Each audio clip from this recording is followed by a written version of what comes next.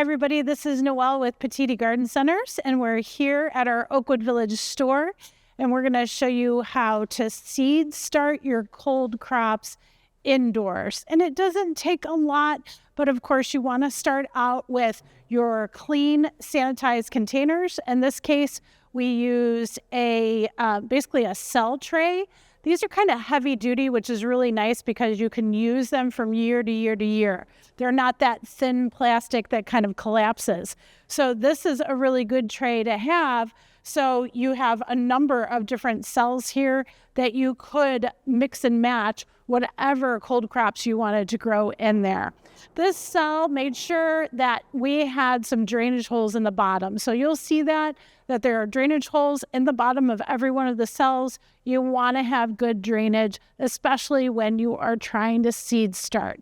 If your soil stays too wet, you are going to have a problem, and the seeds will probably not germinate very well for you at all, okay? So make sure you have those drainage holes in whatever seed starting tray or container that you want to use. Next thing is we did put these cells inside a flat that had no holes in it. So that's now basically our drip tray, okay? That is holding moisture at the bottom.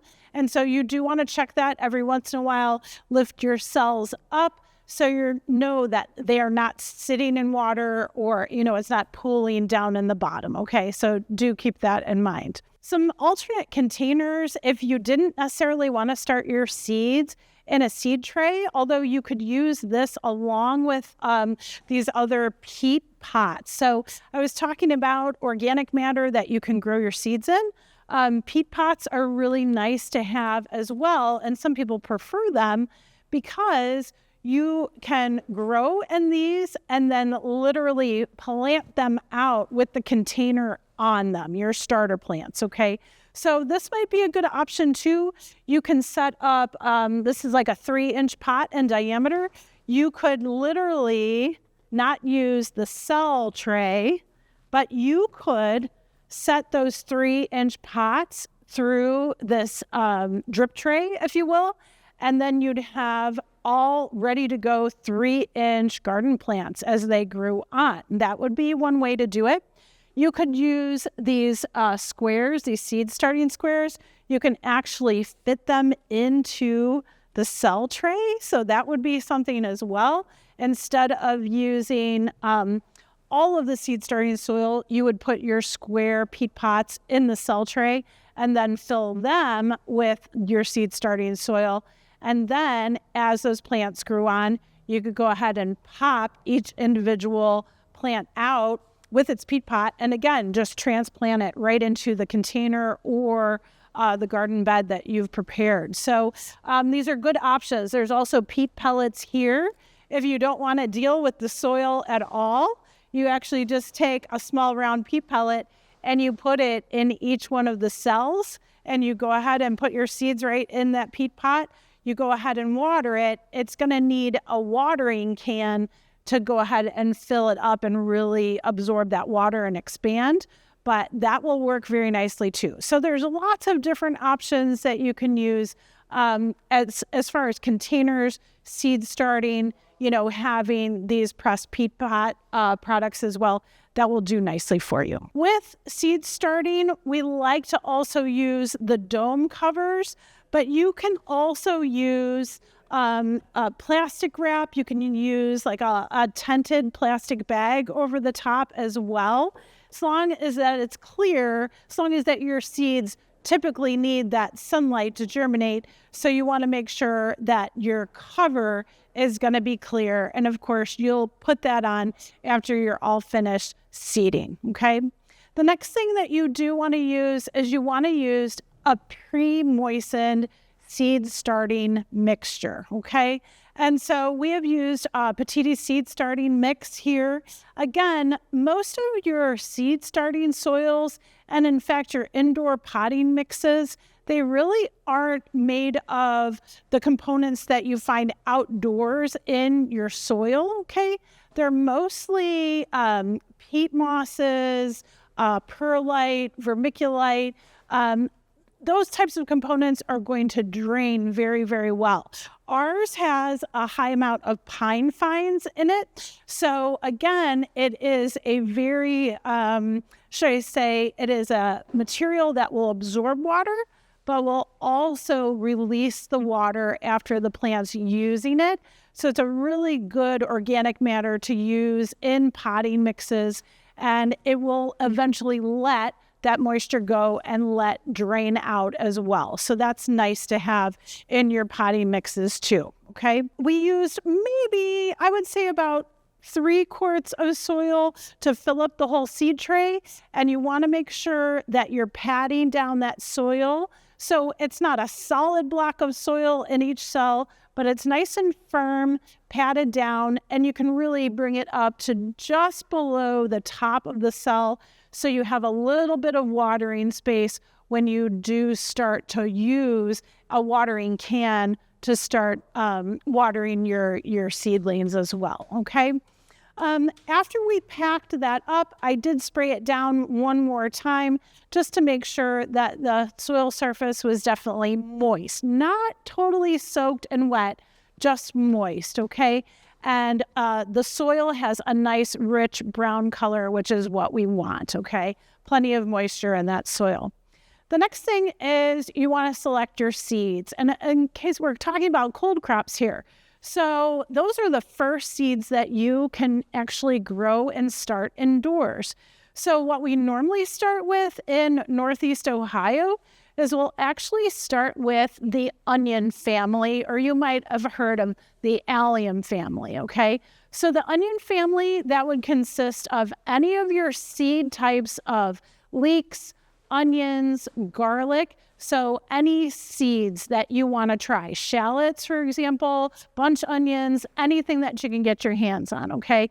And that's usually one of the first cold crops that we'll start indoors. You want to make sure that it's in a very, very well-lit area, either under lights or in a nice sunny exposure. So southern exposure, western exposure, eastern exposure. You want to make sure that your seedlings are getting quite a bit of light throughout the day. Okay, so do that. Now, with these cold crops, I mentioned the onion family. We can usually start those in end of January, beginning of February, indoors under lights, and they take a little bit of time to get started, but they'll do very, very well as a cold crop. The next family that we often talk about is the brassica family, and the brassicas, you will know them. They're the broccoli, Brussels sprouts, cauliflower, cabbage, all of those that we do really like. And they, again, do very, very well growing in a cold season or winter season. So, of course, we've got the cauliflower here. So, and I started cabbage in this tray. So needless to say, that's going to be a great cold crop for us again. And we'll usually start the brassica family in February, sometime during the month of February, okay, indoors, again, under as much sunlight or light that you can put on the seed starting tray. That's always going to be really good. And we talk about 12 hours to get those seeds really going. So lots of times we're not quite there as far as the day length is concerned over winter. So use a supplemental light, use a houseplant light. You can even use fluorescent lighting, and that will do fine to keep those seeds well lit, okay? The next type of cold crop that we tend to grow in the winter is actually your leafy type crops. So it could be anything from your lettuce to like parsley, for example, the herb parsley. You could use arugula, you could use Swiss chard, you could use kale, okay? Those will do very well, again, seeded in February indoors, and do a great job for you germinating along with the onion family and along with the brassicas. The last type of crop that I'd recommend for cold crops, indoor seed starting, are going to be things like carrots or radish. Those types of root vegetables that do really well, again, in colder environments. And you can tell even when you grow those types of plants and you grow them outdoors, When we get to the heat of summer, they have a really hard time producing. So again, they're going to be one of those cold crops that you might want to consider starting indoors and then getting these plants ready to go ahead and transplant outside in the month of March, I would say mid to late March, early April outdoors. And again, that can be in container gardens. That can also be out in the soil as long as your soil is draining at that time of year. And it just depends on what the weather does for us. Okay, so we're always kind of waiting, but we could always transplant them into a nice big container and let them grow on from there. Okay, so we went through and we seeded the cells here in the cell tray, and I just started with these first cells up front here. And I usually will take just maybe 2, 3, or 4 seeds, take them out of my hand and just sprinkle them in each cell. You can do that very easily. What I want you to pay attention to, and it says it on every seed packet, and I do want you to make sure you read your seed packages because there's a ton of information in there, but you always want to look for the seed depth, okay? That's the thing that you really need to know.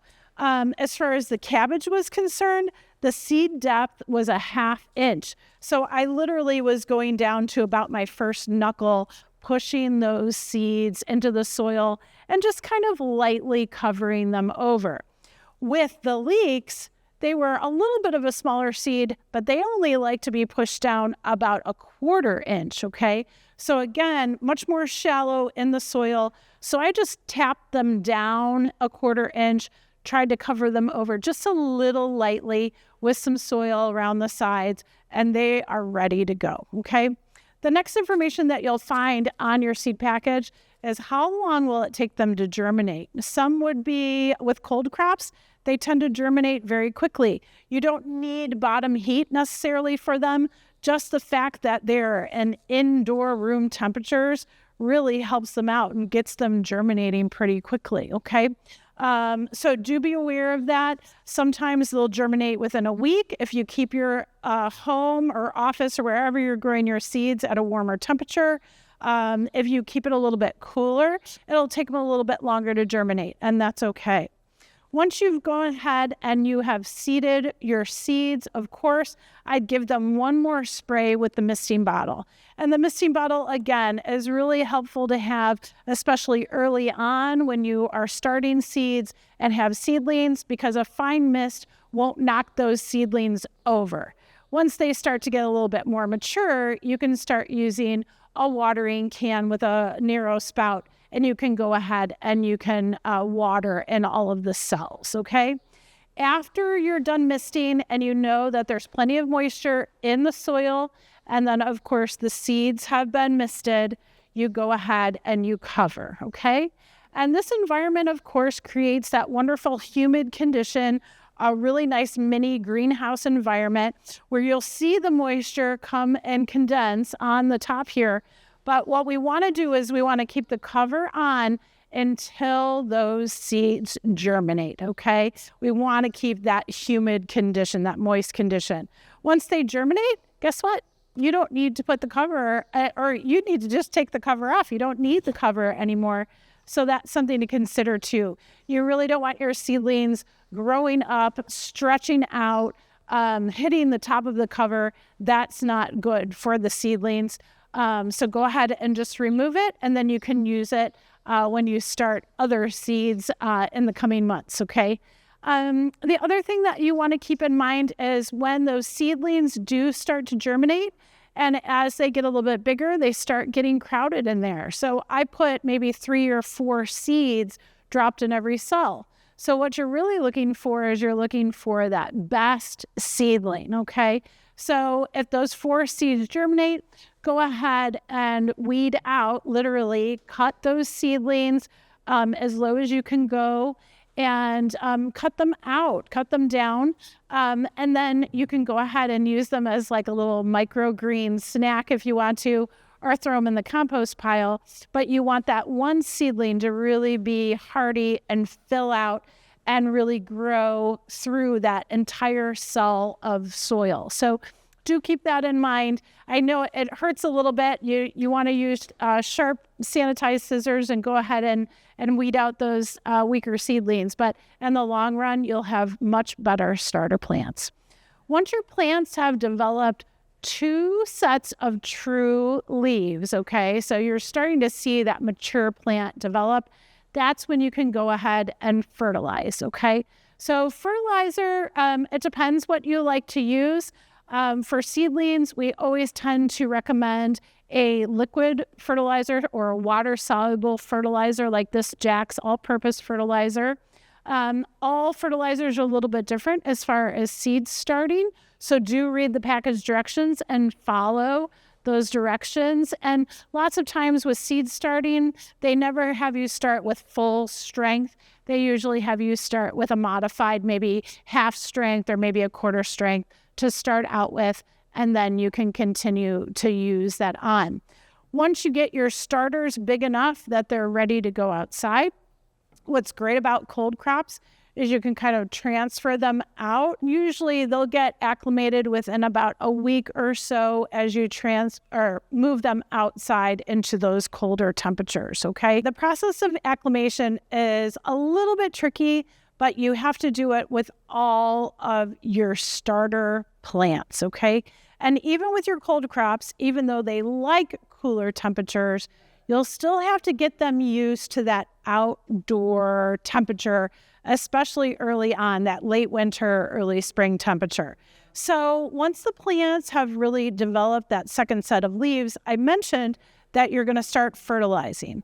And when you start fertilizing, they'll start to develop and mature a little bit more.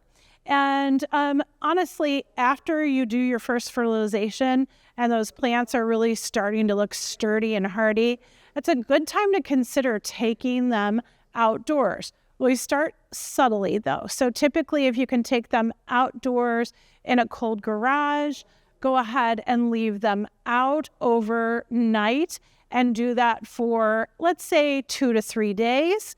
Then if it's a sunny day, go ahead and you can take them outside, maybe under cover, under an overhang, kind of put them out into that sunnier aspect. Cool temperatures again, but just slowly try to get them acclimated more into the light and then again into the temps, okay? So acclimation for cold crops, it can happen within like a week or so of getting them out there, and then you can leave them outside and see how they do for you. And you'll see that they'll harden up with those cold temperatures. It's actually a really good thing for those plants. So that's how you acclimate, but it's kind of a slow and steady process. First, in a covered area, maybe a little bit of a darker area, and then for a few days, and then again, just another few days out into maybe a partial shade or a sunnier area, but it has an overhang, so it's kind of blocking the sun a little bit. And then you can go out into the full sun areas and again, just have them live out there in those temps. Again, cold crops really do like those cooler temperatures. They just develop so much better. And again, they really can't tolerate the heat of the season, not like warm crops can, like tomatoes, your eggplants, your peppers. They all like it so much warmer and develop so much better in the summer heat. But the cold crops do so much better in the cooler temperatures, the shoulders of the season, in spring, and of course in fall. So can you grow these plants and sow them directly outside? Absolutely. Usually in Northeast Ohio, we look right around St. Patrick's Day. So middle of March, that's usually our reminder that, hey, we can start sowing some of these cold crops outside into prepared containers, or again, raised beds. That's always great because it's like a big container, or in the soil as long as it's draining and not soggy and wet and muddy, okay? So yeah, you can absolutely sow these cold crops outdoors, but you gotta wait another month, typically in March. Once you get them planted, or I should say get ready to plant them, we like to use the Garden Tone product. tomato tone as well, depending on what seed you're starting. But garden tone works really well for all of these cold crop vegetables and will do very nicely in containers, especially if that's all the soil that you can work with is your container soil, because it's draining really nicely. And in the ground, it's just still really wet for us in the spring most often. So we'll go ahead and we can plant our starter cold crops out into containers, use garden tone, and continue to feed on from there. Okay, folks, so that is cold crop seed starting indoors, okay? Remember, start with clean, sanitized seed starting containers, okay? Make sure that they have drainage. Go ahead and pre-moisten your seed starting mix. Go ahead and fill your containers up. Leave a little bit of space at the top, so that is your watering space, okay? So you can fill that up with water and not have the soil roll over. Go ahead and choose your cold crop seeds. You can start with the onion family, the brassica family, any of your leafy families as well. And I think I forgot to mention spinach, that's in there too. And then go ahead, seed your cell packs or your soil containers that you have. Then go ahead and make sure you pay attention to the soil seed depth, okay? That's always really important with them. Mist over, make sure that they're moist. Go ahead and label them too. Don't forget about the labels. Go ahead and cover up with your tray here, or your dome rather. And then go ahead, and when they start to germinate, you can uncover them. You can go ahead and weed them out. And then you can go ahead, and once they start to develop that second set of true leaves, go ahead and feed them and get them ready to go outside and be planted, typically mid-March to late March, early April. Enjoy.